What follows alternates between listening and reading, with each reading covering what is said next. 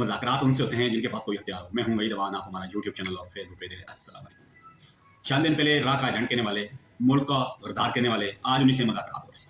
राजा फारूक रज़ा साहब, सरदार रफ़ीक अहमद, अनवार अल्लाह या तनवीर इलियास, 4 साबका वज़ीर-ए-आज़म और 5वां हाज़िर वज़ीर-ए-आज़म, इनके एक ही बुनियाद है। ये किसी सूरत इनको मानने के लिए तैयार नहीं थे, इनसे मुज़ाकरात करने के लिए तैयार नहीं। लेकिन आज क्या वजह बनी कि इनके सरपरस्त आला खुद चले आए इनसे मुज़ाकरात करने। या अब राह के एजेंटों से ये मुज़ाकरात करेंगे या अपनी इज्जत बताने के लिए इनको ये सब कुछ करना पड़ा। इसके ऊपर भी बात करेंगे।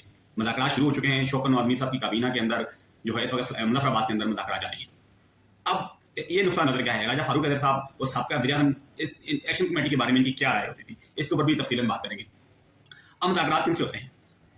ये खुद बेबस थे, ये कैसे मुज़ाकरात करते हैं? ये खुद एक चीफ सेक्रेटरी के मातहत थे, इनके पास तो इख्तियारात भी कोई भी नहीं था। ये एक आप जैसे म्यूजियम में जाएं, आप कहीं कोई मुजस्मा देखते हैं, ये सिर्फ जो आज़ाद कश्मीर के अंदर गवर्नमेंट है, ये सिर्फ एक मुजस्मा थी जो अवाम को बज़ाहिर दिखाई तो देती थी, लेकिन इनके पास इख्तियारात नहीं थे। लेकिन आज ये बात हकीकत और सच साबित होगी। फारूक रज़ा साहब कहा करते थे, ये कौन लोग हैं, किनसे मुज़ाकरात करें? देखें ना, फिर आज आपके बुजुर्ग जो आए हैं चल के इनके पास, ये कौन लगे? उनसे पूछे ना, आप किन लोगों से मुज़ाकरात कर रहे हैं? आप तो मानने के लिए तैयार नहीं थे। आप तो कहते कतई किसी सूरत इनसे मुज़ाकरात नहीं हो सकते, ये तो राह के एजेंट है, ये मुल्क दुश्मन है, इन्होंने ऐसे कर दिया, इन्होंने ऐसे कर दिया।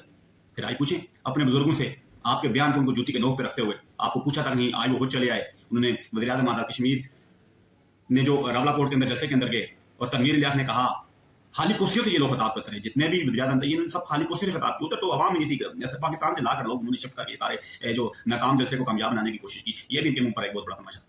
इसके ऊपर भी तफसीलन बात होगी। आज राह के एजेंटों से मुज़ाकरात का अमल शुरू हो गया।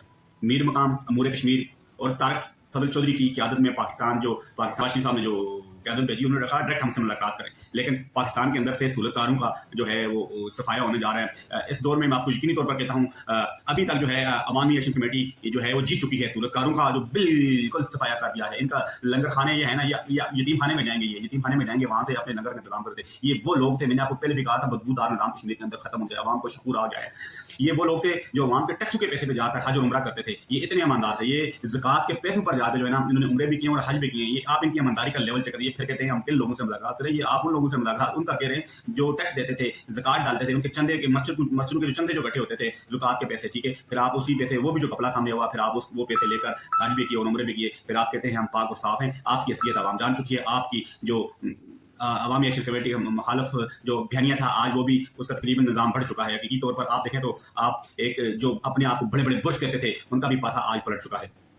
अब राजा फारूक रज़ा साहब ने जलसे में खड़े होकर तकरीर की। उन्होंने कहा जी मुज़ाकरात किसी एक नुक्ते पर भी नहीं हो सकते। उन्होंने कहा कि नहीं हो सकते। अनवार अल्लाह साहब क्या फरमाते हैं? उन्होंने कहा जी ये बेहुदा मुतालबात है, मुज़ाकरात कौन करता है इनसे? आगे अतीक साहब क्या कहते हैं? अतीक साहब कहते हैं जी रियासत की सालमियत को नुकसान पहुंचाने वाले, वाह, इनसे मुज़ाकरात करेंगे। फिर आगे देखें हसन इब्राहिम साहब क्या कहते हैं? मतलबा ठीक है, लेकिन माँ में मी मुँह ये उन्होंने अपना फ़र्ज निभाया और वो यहाँ से चले गए। फिर आगे चौधरी यासीन साहब क्या कहते हैं? राह के एजेंटों के लिए कोई गुंजाइश नहीं। आज फिर आए ना, चल कर आए बुजुर्ग आपके, उनसे पूछते कि आप राह के एजेंटों से जो है वो ये बात करने जा रहे हैं, ये क्या हो सकता है? फिर आगे तनवीर इलियास साहब, बड़ी बड़ी मूंछों वाले, वो क्या कहते हैं? वो कहते हैं जी एक्शन कमेटी क्या चीज़ है, इनसे किसी सूरत मुज़ाकरात नहीं होने चाहिए। तो फिर पूछते ना, आज अमूर कश्मीर जो आए मुज़ाकरात करने के लिए, मुझे लगता है आज ये जितने भी जो थे ना, ये इनके लिए इनको टेबल पर चाय पानी देंगे, ये आज ये वेटर का रोल अदा करेंगे। हकीकत तौर पर अवाम इनके मुखरू चेहरे जान चुकी है, इनकी हसीयत जान चुकी है, इनके जो बयान थे अवाम ने ये सब देखा। एक्शन कमेटी ने इनका ऐसा वो कहते हैं ना, मंजी ठोकी है कि ये इनकी मंजियों की जो दामने थी ना, दामने जिसको अपनी देसी ज़बान में कहते हैं, सूतरियाँ ढीली होगी थी, वो ऐसी टाइट की हैं कि आने वाली, मुझे लगता है कि ये लोग याद रखेंगे, कि नस्लें याद रखेंगी कि आज़ाद कश्मीर की अवाम, कश्मीरी अवाम पासबुक से उतरती है तो फिर वो अपने मतलबात मनवा कर जाती है। अब फिर इन सब से ज़रा बंदा पूछे कि आप बताएं ना, फिर आप किस हसीयत? हम तो राह के जड़ थे। हमें मोदी कह रहा था कि जी जाएं जी, ये बिजली सस्ती करवाए, गरीब आबाद कश्मीर के अवाम को फायदा होगा। मोदी कह रहा था जी गरीब अवाम को सहूलत मिलनी चाहिए। मोदी कह रहा था जी मुज़फ़्फ़राबाद के अंदर जो है मीरपुर के अंदर जो है एयरपोर्ट होना चाहिए। मोदी कह रहा था यहाँ की सड़कों का निज़ाम बेहतर किया जाए। मोदी कह रहा था यहाँ के करप्शन का खात्मा किया जाए। मोदी कह रहा था यहाँ हॉस्पिटलाइज अच्छे होने चाहिए। मोदी कह रहा था कि यार वो नीलम से जो बंदा बीमार होता है, उसकी बीमारी की हालत में वो अगर वो उसमें बचने की चांसेस भी हों तो वो रास्ता ऐसा दुश्वार रहता है कि वो मुज़फ़्फ़राबाद पहुँचते ही दम तोड़ जाता है। फिर अगर वहाँ कहीं बच गया तो उसको एबटाबाद, इस्लामाबाद की तरफ भेज दिया जाता है, तो 3 दिन तो इसी प्रोसेस में लग जाते हैं। तो ये चीज़ें इनको मोदी बता रहा था कि आप आएँ, अपने हक मांगे, अपने हकूक मांगे, वहाँ इनसे मुतालबा करें।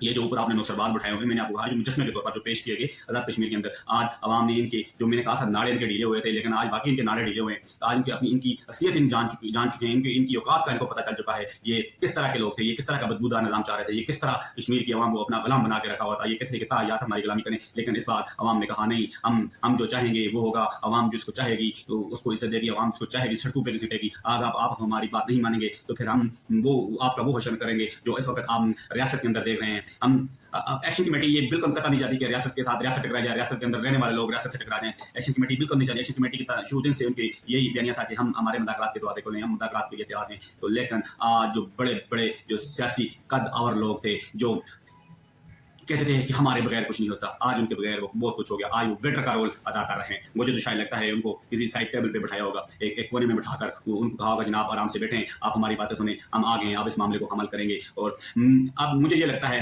38 میں سے تقریباً 37 نکات ایسے ہیں جس کے اوپر تو دوسری رائے کوئی بنتی نہیں ہے. 38 میں سے 37 نکات ایسے ہیں کہ جس کے اوپر کوئی دوسری رائے نہیں بنتی. یہ 37 نکات ہیں کہ عوام کے بنیادی ضرورتیں ہیں، اور 38 نکات ایسا ہے اس کے اوپر تھوڑی شاید لچک دکھائی جاتی ہے. اور 37 نکات ایسے ہیں کہ عوام ان کے اوپر جو ہے 1% بھی کسی صورت ماننے کے لیے تیار نہیں. وہ جو 38واں نکات ہے وہ جو 12 سیٹوں کا معاملہ ہے اس کے اندر پیش رفت ہو سکتی ہے. بہرحال باقی 37 نکات کے اوپر عوامی ایکشن کمیٹی اس وقت جو ہے وہ تو بالکل عوام کے حق میں جا رہے ہیں، عوام کی فیور میں جا رہے ہیں. عوامی ایکشن کمیٹی نے کہا کہ یہ ایک طرف ہماری طرف مذاکرات کرنے آ رہے ہیں، دوسری طرف کل سے جو آزاد کشمیر کے اندر 2000 پولیس جو نفری ہے وہ اسلام آباد سے آزاد کشمیر کی طرف روانہ کر دی جائے گی.